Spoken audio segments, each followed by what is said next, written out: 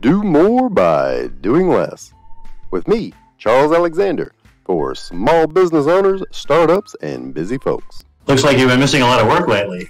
I wouldn't say I've been missing it, Bob. What do you mean funny? Funny how? How am I funny? Clark, it's the gift that keeps on giving the whole year. Met my wife in college, 1998.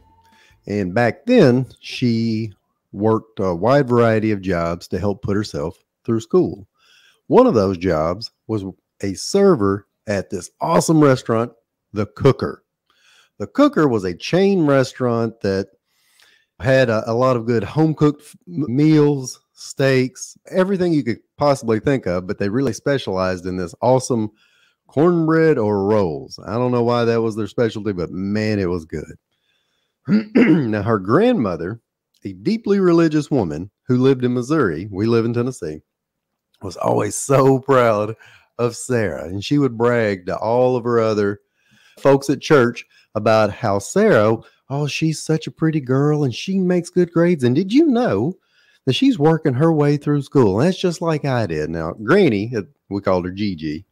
Gigi had always worked as a server, worked at a Greek restaurant, and that was her pride and joy. She did that for almost 30 years, and she fed her family doing that. She made great tips. She'd bring home the leftovers, and it made a big difference in her life. So she took pride in the fact that Sarah was willing to do that. But Granny, bless her, she'd also get a little confused, and she kept telling these folks at church, well, Sarah, and she's working her way through, you know what? She makes big tips over there at Hooters. And she kept telling them Hooters because, you know, I guess Hooters and Cooker sound a little bit alike. And they never did correct her, at least not that I ever heard of. And I remember her telling us about how she would tell everybody about Sarah working at Hooters. And finally, I think we corrected her one day, and I'm not sure she ever understood the difference.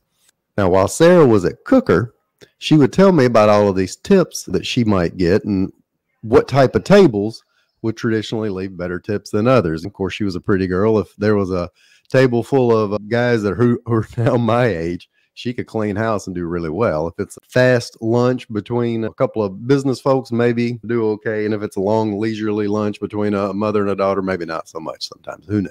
But she said she always knew that if the customer ordered extra Thousand Island dressing for their side salad, she was in trouble. I said, what? What do you mean? First of all, I forgot Thousand Island even existed. If you love it, no qualms whatsoever. Great. For the rest of you, that's that orangey stuff they put on Big Macs. So what does that mean? She said, well, here in Tennessee, if folks don't get out quite often, for whatever reason, their drug of choice for salad dressings, other than ranch, is Thousand Island. And if they're ordering twice the dressing with half the salad, man, they don't get out a whole lot. That also means they really don't understand the customary 20% tip. That usually meant about a 5, 6, or 7% tip, or just whatever they had left over. See, what Sarah didn't have access to that we take for granted is being able to personally select who our clients are. And we live and die kind of by that. You can never out-earn a bad client. You can have a bad situation with a good client and still make things work out. But man, you can have a good situation with a bad client and things rarely, if ever, work. Case in point, when I first started my explainer video business, I was taking on anybody and everybody, primarily because as a business coach, I don't like to take my own business advice. I am my worst client, and I had to hire somebody to grab me by the collar and make me do things the way I was supposed to do them. So initially, I was taking on folks who were cash poor, and I would unfortunately lower my price if they needed me to, and they just couldn't do it this week, but they could split it now, half later. Now we're talking about a video, and I don't hide the prices of the videos. Currently, as it stands, I do a 1, 2, 3 video package. A single video package is $9.99. 3 or more is $7.97 each. So they're not insignificant, but they're not going to make or break somebody. But I was taking on clients that they would make or break. And I would also take on clients, specific industries that I won't name because I don't want to hurt anybody's feelings, that were really flaky. You'd have to re-explain to them over and over how the really simple process you would put together work. And they would flake out of appointments that they had scheduled with you to have a discussion. And they would reschedule. And then, God forbid, they had your personal number call you in the middle of the night when it was convenient for them. other clients that I had, I remember one very specific one, just they're rude. You know, when you're having that initial conversation with them and they keep interrupting their own questions to ask you another question, and as you're answering it, they cut you off, try to answer the question. Run from these people. But I would take them on just because I needed a client. Worst was the clients that wanted you to do free work so you could prove yourself to them in order to get more work from them later, most likely at a discount. Those are the worst clients. Now, if you're just starting out, no worries. You need to take on a discounted client or two in exchange for a testimonial, no problem. I had somebody email me last week asking about videos, and they said, of course, we'll need you to do the first one for free. And I replied, of course. I'm at a point where you can see these 70 plus testimonials we have here, 700 plus videos on my website, and you'll be in good hands. Never heard back from them. That's client selection at that point. I even had one, we'll use a ridiculous name like Jethro. Unless your name is Jethro, then that's great. If you're Jethro and you love Thousand Island dressing, you're still cool, sort of. So look, Jethro wanted, actually, my first contact with Jethro, he asked me if I would do videos for $150. Now, he said, well, I don't think these cartoon things work. Cool, man, no problem. We don't have to work together. Here's additional resources for you. Well, later, Jethro went and got a partner, and this partner contacted me back. Jethro was doing a ton of video marketing. He was doing it himself. It was working okay, but they wanted 20 videos. Man, now am I going to talk to you or Jethro? Oh, you'll talk to me. Okay, Bob. Well, about halfway through the project, Bob, he kind of disappeared. I think Jethro got rid of him. There may be a 48-hour mystery coming up to figure out what happened there. And then I had to deal with Jethro. And then Jethro didn't like the videos all of a sudden. And then he wanted to see his quote unquote ROI. Now, I'm not doing ROI. I'm creating content and handing it to you. You have to track the ROI. And it was a problem. Had to quit halfway through. Jethro demanded his money back, and we worked something out. So here is at a point where poor client selection impacts anybody's business. It impacted my explainer video business, and I figured out later how to better select my clients. Also, with my business coaching that I do, how to select better clients. So let's talk about a few examples of clients I've coached over the years and client selection and how it impacted them. So first, I had this consultant. This consultant I've been coaching, been doing it for a while, and they had gotten a really big client, a car dealership, big car dealership, multi-million-dollar. They sponsored everything in town. They had their name on everything. And everybody thought that the owner of the car dealership was just the greatest guy in the world. Well, behind the scenes, he was manic. And by manic, I don't mean that I necessarily am qualified to judge somebody's mental health, but this dude's manic. And he's up and he's down and he's hard to work with. And he made this consultant's life just living hell on occasion. And some days it's like dealing with an Alzheimer's patient. Some days were good days, some days were not good. And in order to get through that, what we had to do is kind of work with this consultant consultant in all areas, sharp guy. So, hey, look, man, you're going to have to start taking on some additional clients, good clients, maybe smaller ones, until we can get up to a point of where you can do half of what you're doing with this big guy. And then you're going to have to cut him loose because you're not going to survive it.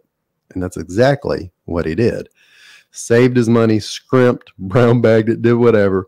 Saved a little cash, got through it, and managed to fire that bad client.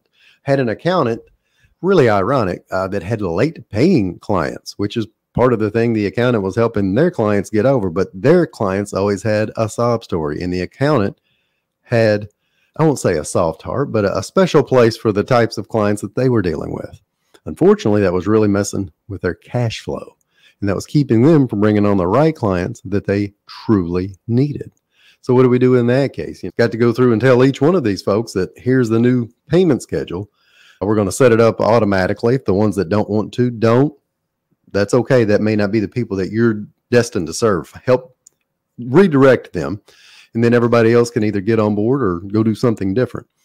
And that's exactly what they did. They bit the bullet, realized that if they kept taking on the wrong type of clients, even though these folks were, good, hardworking people, that they wouldn't be able to serve anyone. It was almost the 80-20 rule.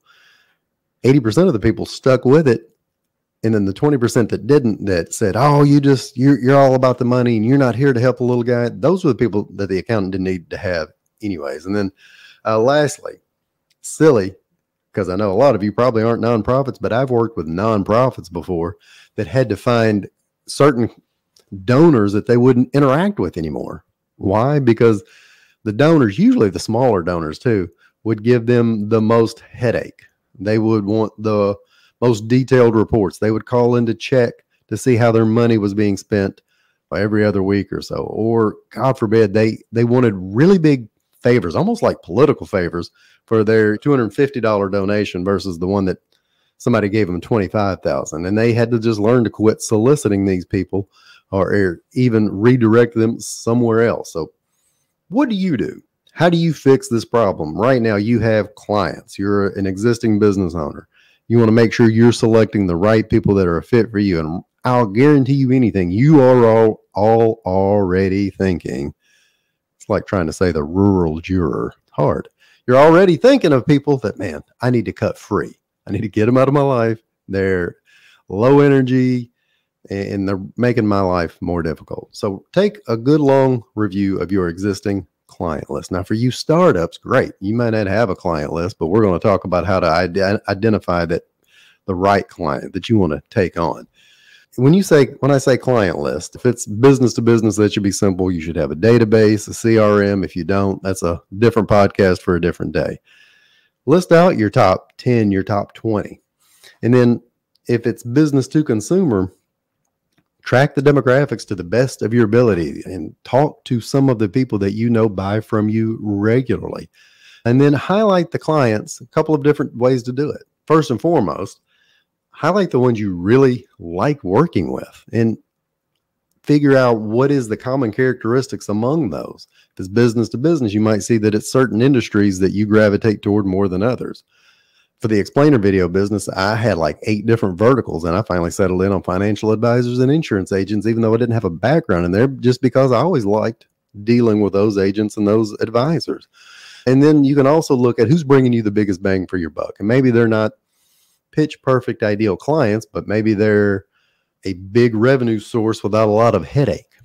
So for me, in my business coaching practice, I even went so far as to create this term, customer avatar.